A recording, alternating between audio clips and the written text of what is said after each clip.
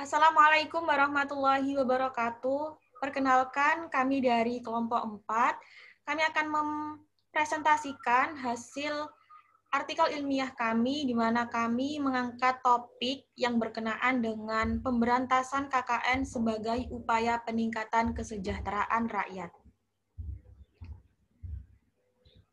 Dalam kelompok 4 ini, kami terdiri dari 6 anggota, di antaranya Sofia Hansa Dewi Fahira, Faradita Diniatu Zahro, Safira Septika Nur Aisyah, Dewi Nurjana, dan Siti Nafia. Kemudian pada pemaparan ini kami akan membawa 4 pokok pembahasan, diantaranya pendahuluan, metode penelitian, inti pembahasan, dan yang terakhir adalah kesimpulan.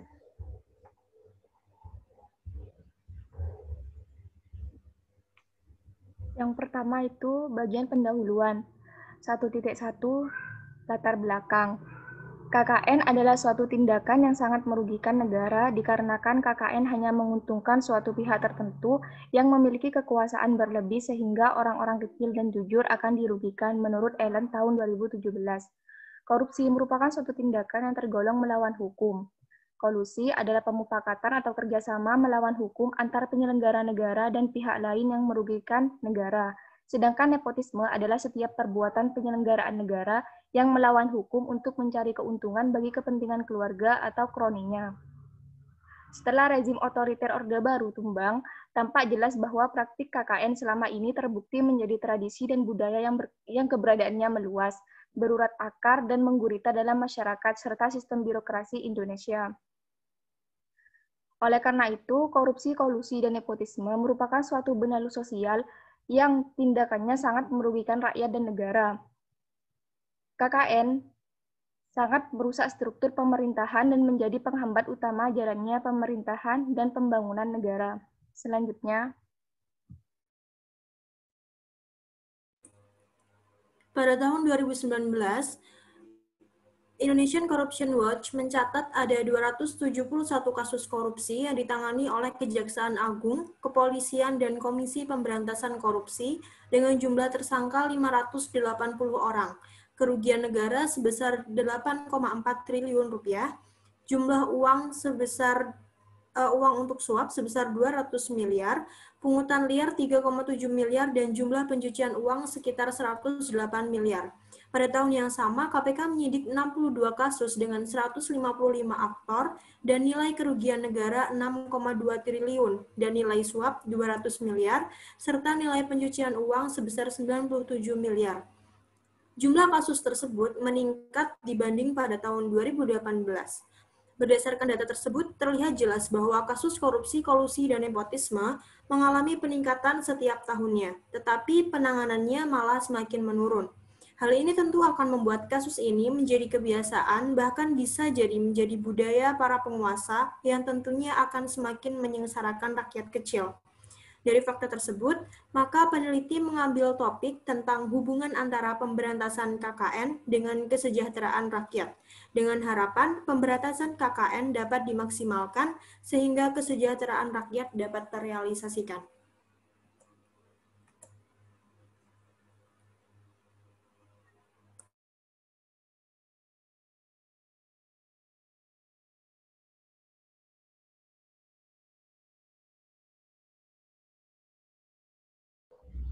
Adapun rumusan masalah dari artikel ilmiah kami diantaranya, yang pertama, apakah faktor yang mempengaruhi terjadinya KKN?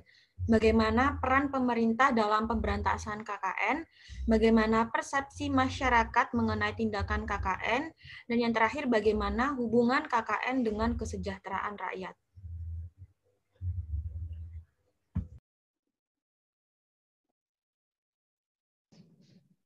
Tujuan kegiatan yaitu yang pertama untuk menjelaskan faktor yang mempengaruhi terjadinya KKN. Yang kedua untuk menjelaskan peran pemerintah dalam pemberantasan KKN. Yang ketiga untuk menjelaskan persepsi masyarakat mengenai tindakan KKN. Lalu yang keempat untuk menjelaskan hubungan KKN dengan kesejahteraan rakyat. Next. Manfaat penelitian diantaranya yaitu yang pertama, Secara teoritis, penelitian ini diharapkan dapat memperjelas tentang apa definisi dari korupsi, kolusi, dan nepotisme. Yang kedua, secara teoritis, penelitian ini diharapkan dapat menjelaskan tentang kerugian-kerugian negara akibat dari tindakan kasus korupsi, kolusi, dan nepotisme. Dan yang ketiga, secara praktis, penelitian ini diharapkan dapat menjelaskan tentang hubungan korupsi, kolusi, dan nepotisme dengan kesejahteraan rakyat. Selanjutnya yaitu tujuan substansi. Tujuan substansi dari artikel ilmiah ini adalah membuat pembaca mengetahui hubungan antara KKN dengan kesejahteraan rakyat Indonesia. Selanjutnya, bab 2 yaitu metode penelitian. Selanjutnya, nah, 2.1 pendekatan penelitian.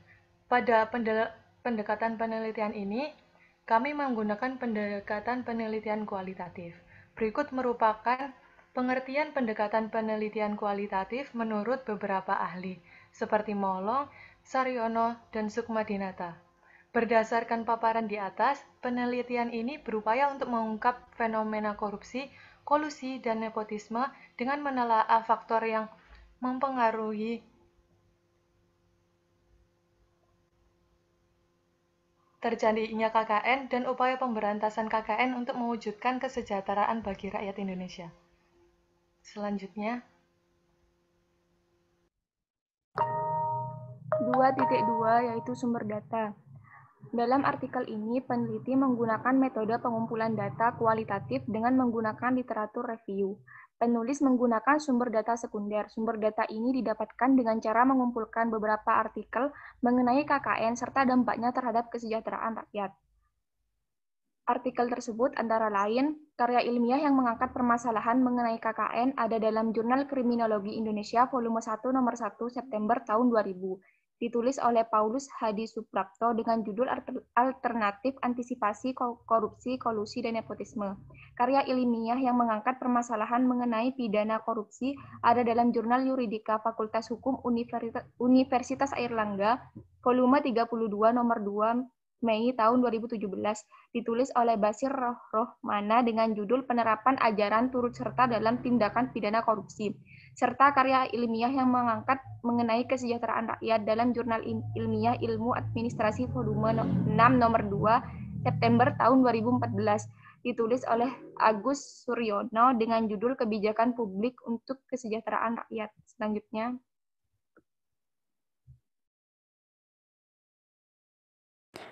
Selanjutnya yaitu teknik pengumpulan data. Teknik pengumpulan data yang digunakan pada penelitian ini adalah metode kualitatif. Kami mencoba mengumpulkan data dengan cara mengambil informasi dan data-data dari jurnal penelitian yang sudah ada. Jurnal yang digunakan berasal dari publikasi jurnal yang ada di internet. Kami menggunakan data dari jurnal penelitian yang sudah ada mengenai kasus-kasus korupsi, kolusi, dan nepotisme yang ada di Indonesia.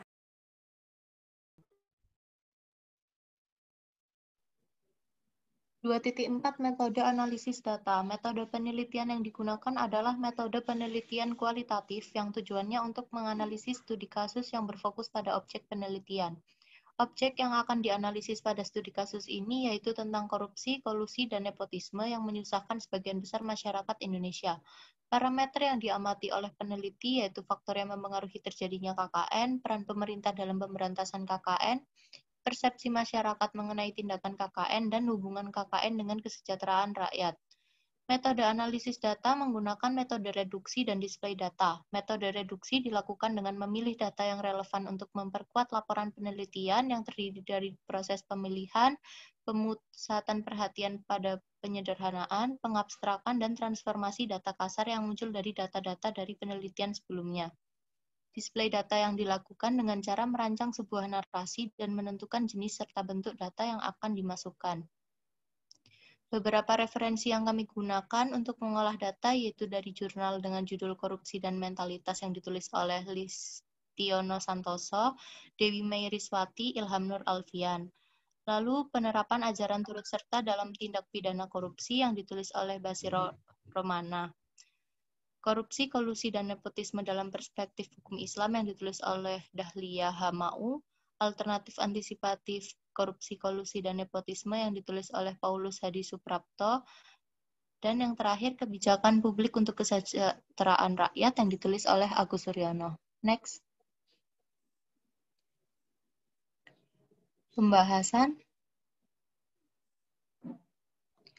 3.1 faktor yang mempengaruhi terjadinya KKN. Faktor yang pertama itu yang paling signifikan di daerah adalah faktor politik dan kekuasaan. Dalam arti bahwa korupsi di daerah paling banyak dilakukan oleh para pemegang kekuasaan di bidang eksekutif maupun legislatif, yang menyalahgunakan kekuasaan dan kewenangan yang dimilikinya untuk mendapatkan keuntungan pribadi maupun kepentingan kelompok dalam golongannya. Faktor yang kedua adalah nepotisme. Masih kentalnya semangat nepotisme baik di sektor publik maupun swasta. Di daerah-daerah, terutama dalam penempatan posisi yang strategis, tidak jarang kemudian menimbulkan penyalahgunaan kewenangan, terutama yang bersangkut paut dengan keuangan negara. Faktor yang ketiga adalah ekonomi. Analisis rendahnya gaji sebagai sebab korupsi adalah sebuah apologi yang tepat. Faktor yang terakhir adalah faktor pengawasan. Lemahnya fungsi pengawasan yang dilakukan oleh lembaga-lembaga seperti Badan Pengawasan Keuangan dan Pembangunan atau BPKP maupun Badan Pengawasan Daerah atau Bawasda terhadap penggunaan keuangan negara oleh pejabat-pejabat publik, eksekutif maupun legislatif, merupakan salah satu faktor penting yang turut menumbuh suburkan budaya korupsi di daerah-daerah. Next.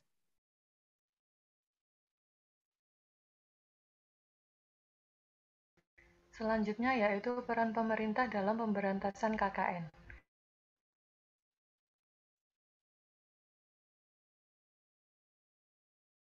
Yang pertama yaitu pasal 21 dan 22 UU nomor 28 tahun 1999 yang menjelaskan bahwa apabila penyelenggaraan negara tidak dapat menjalankan tugas dan fungsinya secara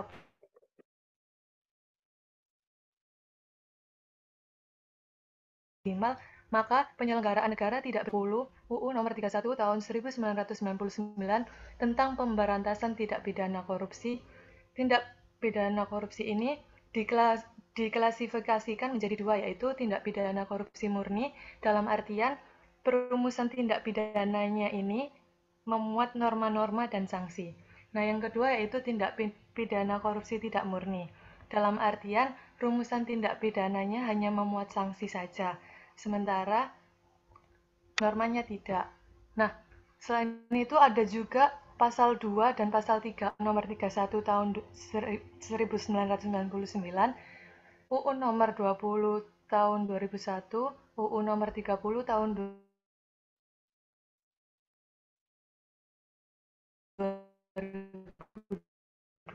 UU nomor 20 tahun 2001.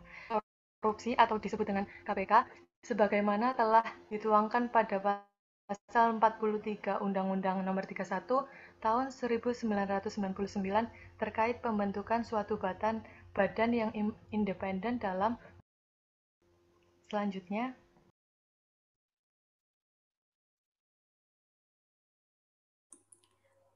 peran pemerintah yang selanjutnya, selain dari sisi yuridis, pencegahan tindak pidana korupsi juga dapat dilakukan melalui sektor publik serta pencegahan sosial dan pemberdayaan masyarakat. Pencegahan korupsi di sektor publik dapat dilakukan dengan cara mewajibkan pejabat publik untuk melaporkan dan mengumumkan jumlah kekayaan yang dimiliki, baik sebelum maupun sesudah menjabat. Dengan demikian, masyarakat dapat memantau tingkat kewajaran peningkatan jumlah kekayaan yang dimiliki, khususnya apabila ada peningkatan jumlah kekayaan setelah selesai menjabat. Kasus korupsi, kolusi, dan nepotisme juga banyak terjadi dalam perekrutan PNS atau pegawai negeri sipil. Oleh karena itu, untuk meminimalisasi potensi korupsi dapat diterapkan sebuah sistem yang transparan dan akuntabel dalam perekrutan PNS maupun tenaga militer. Hal ini diungkapkan dari website Akper RS Dustira tahun 2017. Dalam pencegahan sosial dan pemberdayaan masyarakat, upaya menekan kasus korupsi dapat dilakukan dengan memberi hak kepada masyarakat untuk mendapatkan akses terhadap informasi. Hak ini dapat meningkatkan keinginan pemerintah untuk membuat kebijakan dan menjalankannya secara transparan. Isu mengenai public awareness atau kesadaran serta kepedulian publik terhadap bahaya korupsi dan isu pemberdayaan masyarakat juga menjadi upaya yang sangat penting. Salah satu cara untuk meningkatkan public awareness adalah dengan melakukan kampanye tentang bahaya korupsi, sosialisasi, serta diseminasi di ruang publik mengenai apa itu korupsi, dampak korupsi, dan cara memerangi korupsi harus diintensifkan. Salah satu cara untuk ikut memberdayakan masyarakat dalam mencegah dan memberantas korupsi adalah dengan menyediakan sarana bagi masyarakat untuk melaporkan adanya kasus korupsi. Dengan berkembangnya teknologi informasi, media internet adalah salah satu mekanisme yang murah dan mudah untuk melaporkan kasus-kasus korupsi.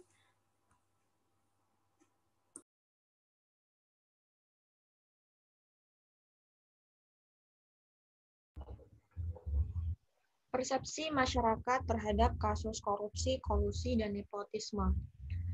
Dari persepsi masyarakat terhadap kasus KKN di Indonesia adalah masih banyak masyarakat yang cenderung ke tubuh persoalan personal daripada tubuh sosial. Jadi mereka menganggap bahwa kasus korupsi adalah uang negara, bukan harta kekayaan dari masyarakat. Begitu juga dengan kasus kolusi dan nepotisme yang dianggap menjadi hak mereka, para pemegang kekuasaan. Sehingga mereka tidak menyadari bahwa jabatan seseorang dalam birokrasi, pemerintahan, dan kasus korupsi, kolusi, dan nepotisme sangat erat dengan persoalan masyarakat.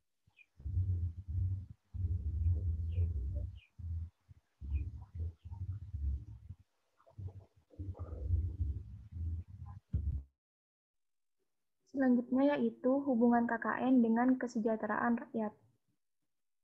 KKN secara langsung berdampak semakin luas terhadap kesejahteraan rakyat, sehingga rakyatlah yang menjadi korban akibat praktik korupsi, kolusi, dan nepotisme.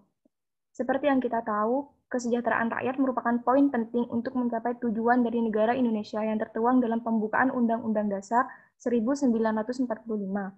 Sementara itu, kesejahteraan rakyat masih belum bisa terpenuhi yang disebabkan oleh tidak meratanya pembangunan. Masih banyaknya rakyat miskin, angka pengangguran yang tinggi, serta perlakuan publik yang memberikan pelayanan khusus. Selanjutnya.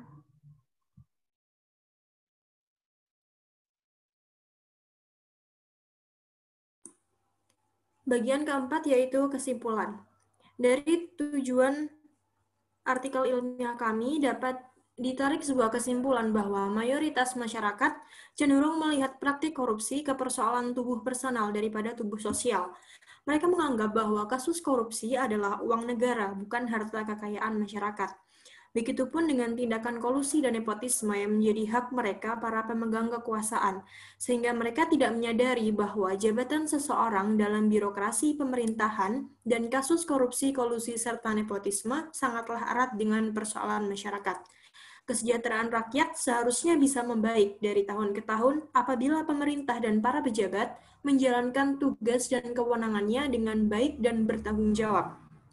Oknum-oknum yang melakukan tindakan KKN ini sangat memanfaatkan kedudukannya di dunia politik untuk kepentingan dirinya sendiri atau golongannya tanpa melihat kehidupan masyarakat Indonesia yang jauh dari kata sejahtera. Berikut beberapa referensi yang kami ambil untuk menyusun artikel ilmiah ini.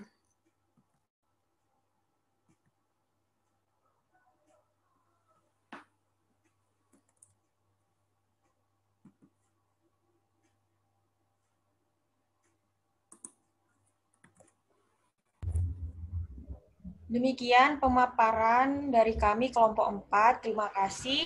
Wassalamualaikum warahmatullahi wabarakatuh.